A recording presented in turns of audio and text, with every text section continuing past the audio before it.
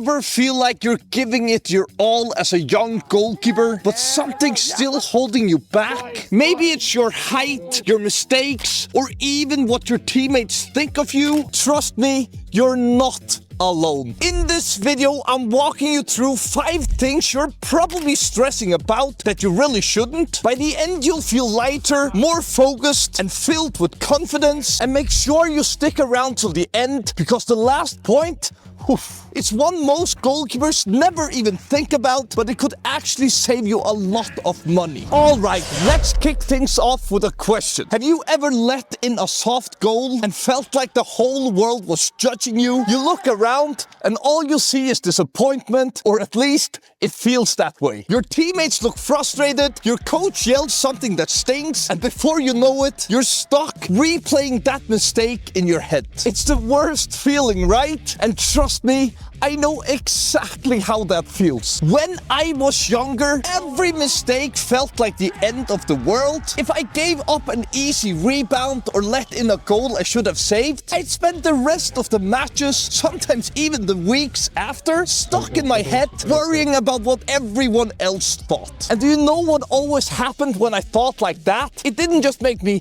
feel worse, but it also made me play worse. Goalkeeping is already tough enough as it is. Every mistake is obvious. There's no hiding from it. But when you start worrying about what others might think, or even what you think they're thinking, it becomes impossible to play at your best. And here's something most young goalkeepers don't realize. Most of the reactions you're worried about, a frustrated teammate, a coach yelling from the sidelines, it's just noise. It's just like driving a car and someone honks at you. Does that make you a bad driver? Of course not. And goalkeeping is exactly the same. A teammate throwing their hands up or shouting, that's their emotion talking, not a reflection of you. And a coach yelling, well, that's feedback, not a personal attack. People will always have their opinions. Some might cheer you on, others might doubt you. But here's the thing, you can't let their thoughts control how you play. Because at the end of the day, you're not here to impress anyone. You're here to grow, to learn, and become the best goalkeeper you can be. So let go of what others might be thinking and focus on what really matters. Your next action, your next save, and your own game. Alright, so now that we tackled worrying about what others might be thinking, let's talk about something else that so many young goalkeepers stress about. And how many times have you heard someone say, "Oh, you're a goalkeeper? Well, how tall are you?" It's always the first thing people ask, and if you're not the tallest, it can feel like they've already made their minds up about you. It's like, no matter how hard you train, there's always this one thing you can't control hanging over you. And trust me, I've been there too, because when I was younger, I wasn't as tall as I am today, and every time I was facing taller strikers or challenging for high crosses, it always had me thinking, if only I were taller, this would be so much easier. And sure, being tall helps, there's no denying that. It gives you extra reach, and that can make some saves a bit easier. But let me tell you something, height is nowhere near as important as some people think. Some of the best goalkeepers in the world, they weren't exactly giants. Just take George Campos, for example. This guy was only 5'7", and people said it was too short to make it, and he's not the only one. There are plenty of goalkeepers, even today, proving that size doesn't matter as much as people think. And how do they do it? Well, they don't let their height define them, and neither should you. In fact, being shorter can actually be an advantage, because with a lower center of gravity, you can move quicker, react faster, and change direction better than any taller goalkeeper. So if you're stressing about your height, stop.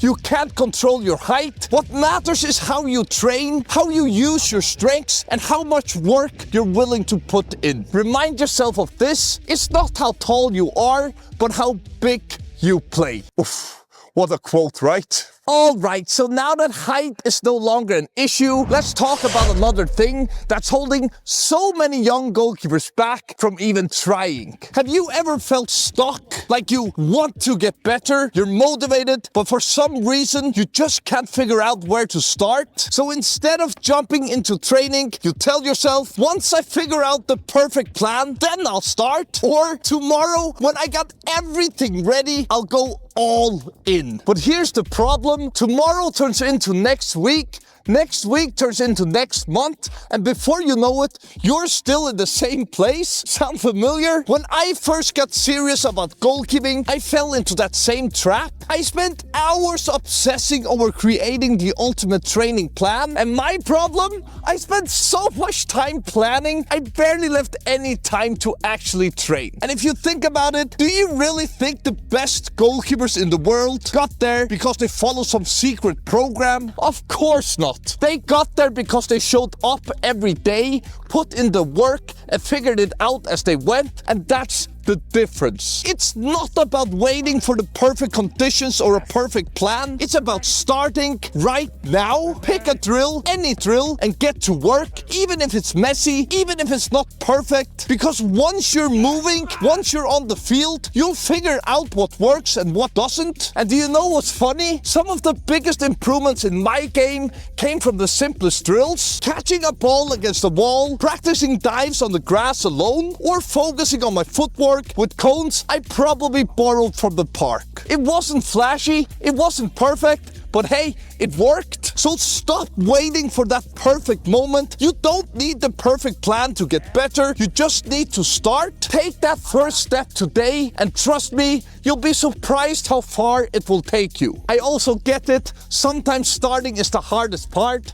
and that's exactly why I put together my ultimate self-training program. It's the program I wish I had when I was a young goalkeeper, packed with drills, step-by-step guidance, and everything you need to boost your confidence and improve faster. So if you're serious about leveling up your game, click the link in the description and let's take your goalkeeping to the next level together. Alright, so now that we tackled overthinking the perfect training plan, let's shift gears to something else that trips up a lot of goalkeepers, especially younger ones. And have you ever looked at another goalkeeper on your team or social media maybe and thought, why are they so much better than me? It can be really tough, right? And trust me, back in my early days, I'd compare myself to keepers in my league and think, if I'm not the best right now, how am I ever going to make it? Because here's the truth, you don't need to be the best right now. What really matters is this: are you improving? Are you showing up every day? Are you putting in the work to get even just 1% better than you were yesterday? Goalkeeping is like building a house. It's not about how finished it looks today. It's about laying the foundations for tomorrow. And honestly, no one remembers who the best 12, 15, or even 18-year-old goalkeeper was. What people remember is the goalkeeper who kept going, the one who kept learning, and eventually reached the top. Because the only keeper you need to beat is the one in the mirror. Alright, so we talked about working hard, improving every day, and letting go of the things you can't control. But there's another big worry that so many young goalkeepers have, and it's actually costing you a lot of money. Any guesses? You're scrolling through Instagram and boom, there it is. You see your favorite pro rocking these high-tech gloves, ultra-grip latex, hybrid cut, pro-grade design, and suddenly you're thinking, whoa, if I had gloves like that, I'd never drop a ball again. Yeah, I think we've all been there. And when I was younger, I used to think exactly the same. Back then, I would save every penny to buy the fanciest gloves, convinced they would turn me into a top goalkeeper. But here's a secret. The most expensive gloves, they aren't always the best ones. Shocking, right? So before you go and empty your wallet, let's take a look at what really matters. First, fit is important. The gloves need to feel like they're a part of your hand. Because if they're too tight, you'll hate wearing them. And if they're too loose, you'll just lose control of the ball. Second, yes, grip is really important. But here's something most young goalkeepers don't realize. Almost every gloves today already already have great grip, especially if they're made with high quality latex from Germany. And while grip matters,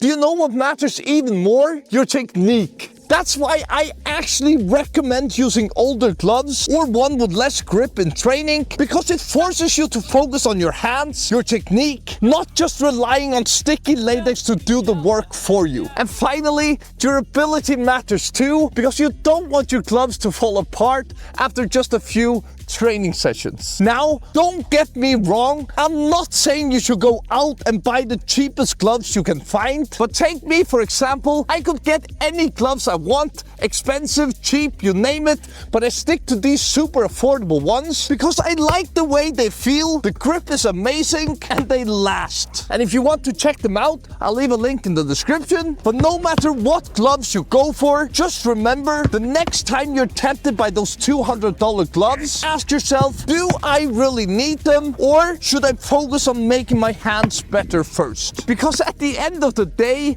it's not the gloves that make the saves, it's you. Now, having the right gloves is great, but it won't save you if your warm-up routine is letting you down. And most goalkeepers actually get this wrong, and it could be costing you big time in matches. But the good news, you can fix this today. Click this video and check out the warm-up routine I've perfected over 20 years in goal. Trust me, this could change the way you play forever.